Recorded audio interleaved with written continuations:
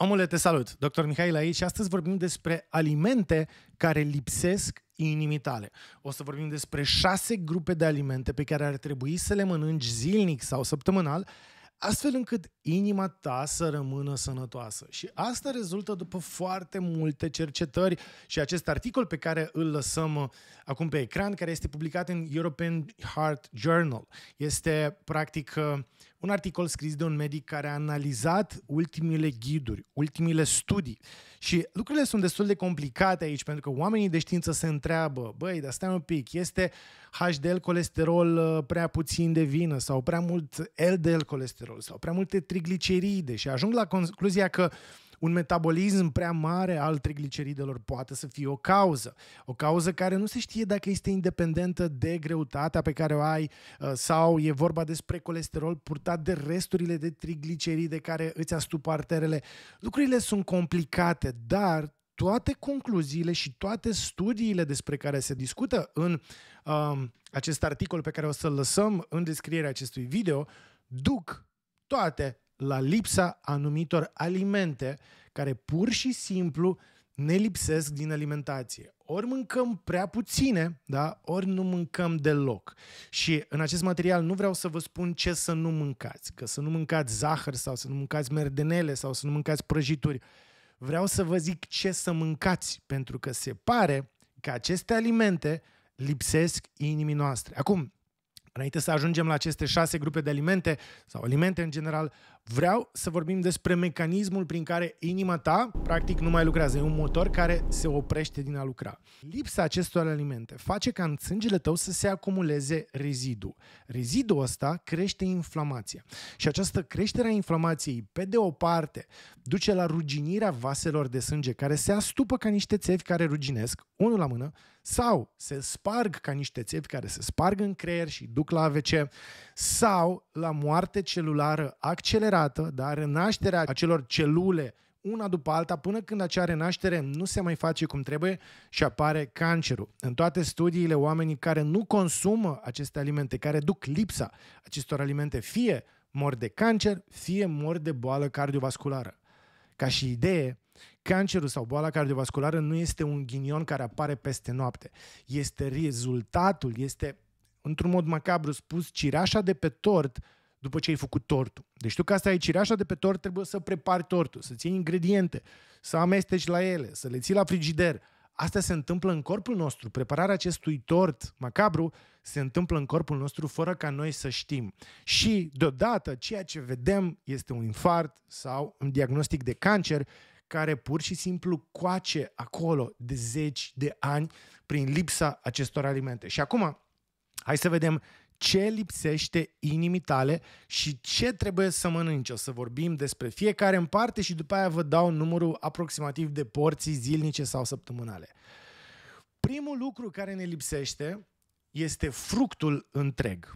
Trebuie să mâncăm fruct întreg, nu procesat în batoane proteice sau cu fibre, nu uscat și pus în ambalaj, nu stors în sucuri sau în smoothie-uri. Fructul întreg. Acel fruct întreg vine cu tot felul de polifenoli, cu tot felul de fibre. Da? Vine cu energie care este bună, e pozitivă, pe care corpul tău o acceptă bine și majoritatea studiilor asociază consumul de fructe cu o reducere a bolii cardiovasculare, cum este acest studiu care se cheamă Dietary Fruit and Vegetable and Cardiovascular Disease Risk, care arată clar o scădere a riscului, da, de boală cardiovasculară atunci când mâncăm fructe. Întrebare: cât să mâncăm? Răspunsul este 2-3 porții pe zi. Ce înseamnă 2-3 porții pe zi de fructe? Un măr pe care îl mănânci la prânz este o porție de fruct. O banană pe care o mănânci seara este o porție de fruct. 2 caise pe care le mănânci este o porție de fruct. Deci dacă ai mâncat un măr și 2 caise, ai bifat cele 2 porții de fructe pe zi. Bineînțeles, este bine să le variem, cu atât mai mult e bine să le variem în funcție de sezon. În sezonul de căpșuni mâncăm căpșuni în fiecare zi, în sezonul de cireșe mâncăm cireșe, în sezonul în care nu sunt fructe, mâncăm mere. Când sunt struguri, mâncăm struguri. E bine să le schimbăm, dar e esențial să ai 2-3 porții de fructe pe zi, pentru că acele fructe au tot felul de mecanisme, tot felul de elemente care o să scadă acel colesterol, o să scadă acele trigliceride și o să scadă acea rugină care se depune pe vasele de sânge. Al doilea lucru pe care trebuie să-l mâncăm în fiecare zi sunt, din nou, legume întregi, cât mai puțin procesate. Acum, de ce legumele? Pentru că legumele oferă o gamă largă de nutrienți benefici pentru inimă. Inclusiv vitamina C, care este luată din legume, împreună cu alte elemente care participă sinergic la scădea inflamația în corp. Beta-caroten, care acționează ca antioxidant și ajută la prevenirea sau încetinirea aterosclerozei prin reducerea acumulării de rugină și de colesterol în artere. Deci legumele, la fel ca și fructele, au fibre și multe alte elemente benefice inimii care scad nivelul de colesterol, scad nivelul de LDL colesterol, de trigliceride și ne ajută să fim sănătoși. Legumele, apropo, sunt considerate mult mai sănătoase decât fructele, dar și acelea sunt foarte importante. Acum, când vorbim de legume, din nou, e bine să ai 2-3 porții de legume pe zi. Ce înseamnă o porție de legumă? Băi, o roșie, dacă mănânci o roșie, este o porție de legumă. Dacă mănânci un castravete, este o porție de legumă. Dacă mănânci o ciorbă cu legume, care are și carne, dacă ciorba are legume în ea, este o porție de legume. Dacă mănânci o salată, este o porție de legume. 2-3 porții pe zi sunt esențiale pentru a nu ajunge în acele statistici macabre în care, după zeci de ani de coacere în interior, ți se întâmplă o nenorocire. Acum, când vorbim de legume, există din nou un studiu care se cheamă Impact of Diets Rich in Whole Grain and Fruits and Vegetables on Cardiovascular Risk Factors. Este un randomized clinical trial care arată din nou că riscul cardiovascular scade odată cu consumul acestor 2-3 porții de legume pe zi. Al treilea element care lipsește inimii tale și care te îmbolnăvește dacă nu-l ai în alimentație sunt leguminoasele. Acum, nu încurcați legumele cu leguminoasele. În leguminoase avem fasole, linte, năut și căutați alte leguminoase pe internet să vedeți ce vă place din leguminoase. Sunt surse excelente de fibre, proteine și alți nutrienți esențiali și, din nou, acele fibre și acei polifenoli din aceste leguminoase o să scadă acele elemente proinflamatorii circulante în sângele nostru și o să ducă la o sănătate a inimii mai bună. Câte porții o să întrebați din nou? Aici vorbim de 3-4 porții, poate 5 pe săptămână. Ce înseamnă o porție? Vorbim despre 40-50 de grame într-o porție.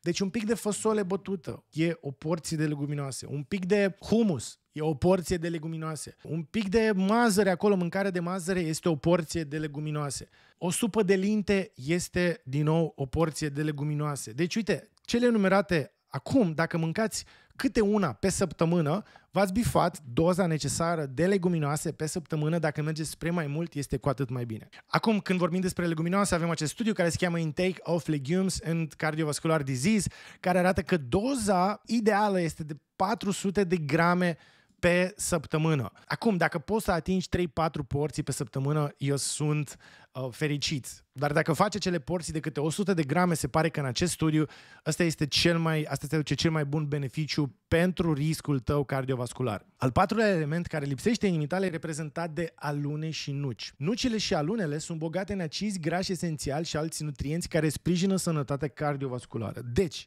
în aceste nuci și alune există acizi grași nesaturați care combat, practic, răul făcut de ăia saturați, ăia pe care îi mâncăm din merdenele, din prăjală, din tot felul de patiserii, din tot felul de dulciuri. Acolo avem foarte multe grăsimi saturate. Astea nesaturate din alune și nuci șterg efectul nasol al celor saturate. Deci, alunele și nucile sunt din nou indispensabile. Inima ta are nevoie de aceste alune și nuci și se pare că statistic asta ne lipsește foarte mult.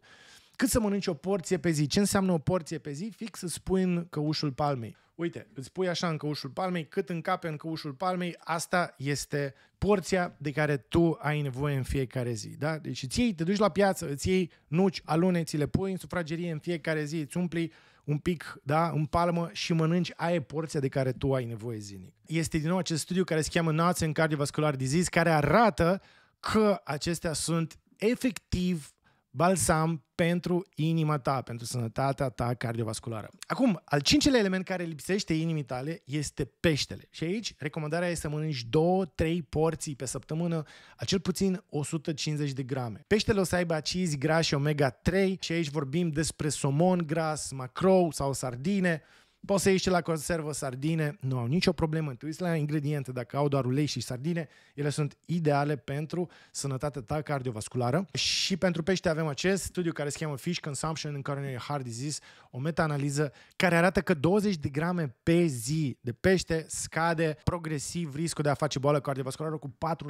Deci mai adaugi 20%, mai adaugi 4% în scăderea riscului de boală cardiovasculară. Și, atenție, ajungem la elementul 6, care este foarte contraintuitiv, pentru că de foarte multe ori ni se recomandă, chiar de către medicul cardiolog, care are dreptate, când ai un profil lipidic dezastruos, îți recomandă să nu mai mănânci lactate când tu mănânci lactate foarte grase, când mănânci, nu știu, unt care este un lactat sau când mănânci cașcaval foarte gras. Dar în pofida acestor credințe populare, laptele este un element benefic pentru inima ta. Și în studiul pe care îl punem acum pe ecran, care este din The Lancet și care se cheamă Association of Dairy Intake with Cardiovascular Disease and Mortality in 21 countries from 5 continents, deci este un studiu care analizează 21 de țări în 5 continente, care arată foarte clar că riscul de boală cardiovasculară scade atunci când oamenii mănâncă 1-2 porții de lactate pe zi. Ce ai o porție de lactat? Înseamnă un pahar de lapte sau înseamnă o porție de iaurt. Deci dacă ți iei un iaurt din ăla mic și îl mănânci, iaurt care să n-aibă multă grăsime, să aibă suficientă grăsime,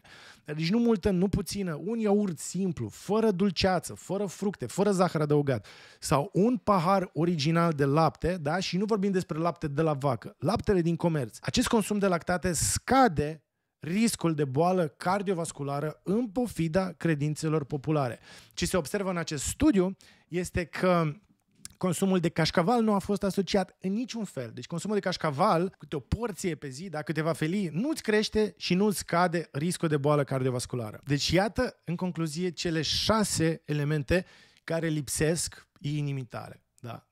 2-3 porții de fructe pe zi, 2-3 porții de legume pe zi, 3-4 porții, poate 5 porții de leguminoase pe săptămână, o porție de nuci sau alune pe zi, 2-3 porții de pește pe săptămână și 1-2 porții de lactate pe zi. Deci cineva care mănâncă un măr, o pară, jumătate de banană într-o zi, în aceeași zi mănâncă o roșie, un castravete, o ciorbă de legume, care mănâncă așa un pumn de alune sau nuci, care bea un pahar de lapte sau un iaurt și în rest, în timpul săptămânii, mai mănâncă de 2-3 ori pește și mănâncă de 3-4 ori leguminoase, fasole, linte, năut, mazăre, aceea e o persoană care satisface nevoia inimii și care satisface nevoia corpului pentru a se bate cu acel exces de grăsime și exces de substanțe proinflamatorii care îți lezează atât vasele de sânge, cât și celulele. Toate studiile le găsiți jos în descrierea acestui material. Vă mulțumesc pentru atenție